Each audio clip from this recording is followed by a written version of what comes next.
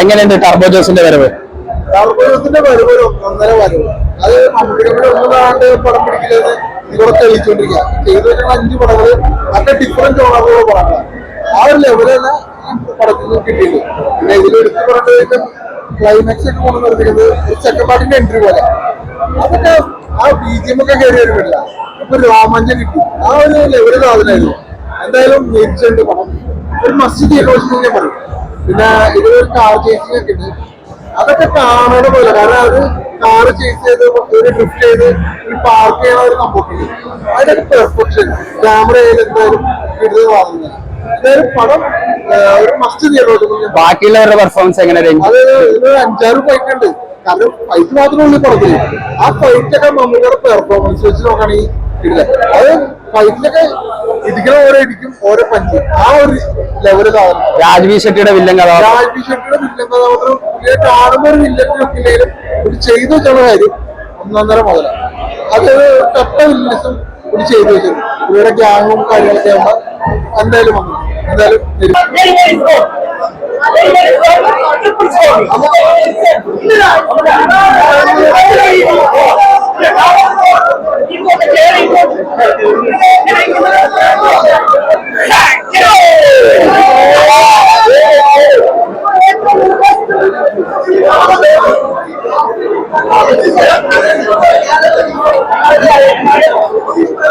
എങ്ങനെയുണ്ട് ടർബോ ജോസിന്റെ അവതാരം? ടർബോ ജോസ് ഇവിടെ എന്തുകൊണ്ടാണെന്ന് വെച്ച് കഴിഞ്ഞാൽ അവസാനത്തെ 15 ക്ലൈമാക്സ് അതാണ് ഈ പടത്തിന് മെയിൻ. അത് കാണാൻ വേണ്ടി മാത്രമേ പടം. ബാക്കി നോക്കുവാണെങ്കിൽ ഒരു 1 ടൈം വാച്ച് ചില മാസങ്ങൾ നമുക്ക് പ്രേക്ഷകർക്ക് ഫീൽ ചെയ്യുന്ന ആ ഒരു ഇട്ടിയുടെ ആ ഒരു ഇമ്പാക്ട് അത് പടത്തിൽ ഉണ്ടായിരുന്നില്ല. ഒരു ഇമോഷൻ കണക്ട് ചെയ്ത് സ്റ്റാർട്ട് ടു അവസാനത്തെ 15 അവിടെ ശരിക്കും അത് മമ്മൂട്ടി പ്രായത്തിലൊക്കെ സംഭവിക്കണം നന്നായി പോയിട്ടുണ്ട്. ആ ശരിക്കും ആ ഫ്രെയിം കാണാൻ അത് കാണാൻ വേണ്ടി മാത്രം ഈ പടം. രാജ്വി ഷെട്ടിയുടെ വില്ലൻ എങ്ങനെയുണ്ട്? മാസമായിട്ട് വന്നിട്ടുണ്ട്. വലിയൊരു സെറ്റാണ്. ബാക്കി ഓരോ പ്രശ്നമാവും. 1 ടൈം വാച്ച് മാസം മമ്മൂട്ടി എന്ന മാസമായിട്ട് പക്ഷെ അവിടേക്ക് ആ ഒരു ഇമോഷണൽ കണക്ട് ആ ഒരു സ്റ്റാർട്ടിങ് പോലെ അത് കിട്ടിയില്ല. അതുകൊണ്ടാണെങ്കിൽ ലോ ആയിട്ട് കഥാപാത്രത്തിനെ മമ്മൂക്കയെ വിട്ടതാണ്. ആ ടർബോ ജോസ് എന്ന കഥാപാത്രത്തെ നല്ല പ്രായത്തിലുണ്ട്. അദ്ദേഹത്തിന്റെ ശരീര ഭാഷ നമ്മൾ മലയാളികളെ ഞെട്ടിച്ചു. കാരണം നമ്മൾ ട്രെയിലർ കണ്ടപോലെ തന്നെ പോയിട്ടിരിക്കുന്ന വിജയുടെ പടമൊക്കെ നമ്മൾ കാണാൻ പറ്റുന്നത്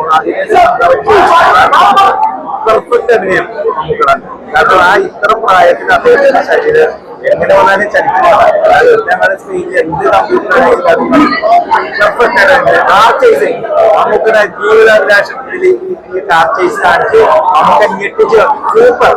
പിന്നെ ഇതിന്റെ മ്യൂസിക് ക്രിസ്റ്റോ സൂപ്പർ. രാജ്വി ഷെട്ടി വില്ലനായിട്ടുള്ള മലയാളികൾക്ക് മറ്റൊരു വില്ലനെ കൂടി എന്ത് അഭിനയം ഭാഷ അദ്ദേഹത്തെ പെർഫെക്റ്റ്.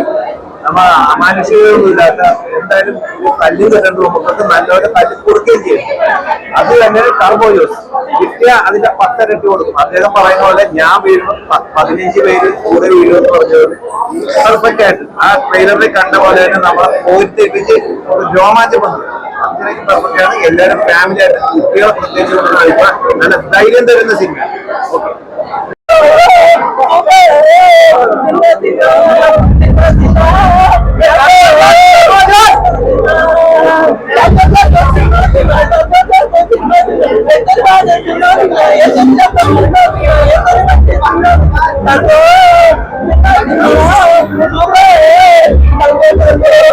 ടർബോ ജോസ് എന്നിട്ടുള്ള ആദ്യ പ്രതികരണം?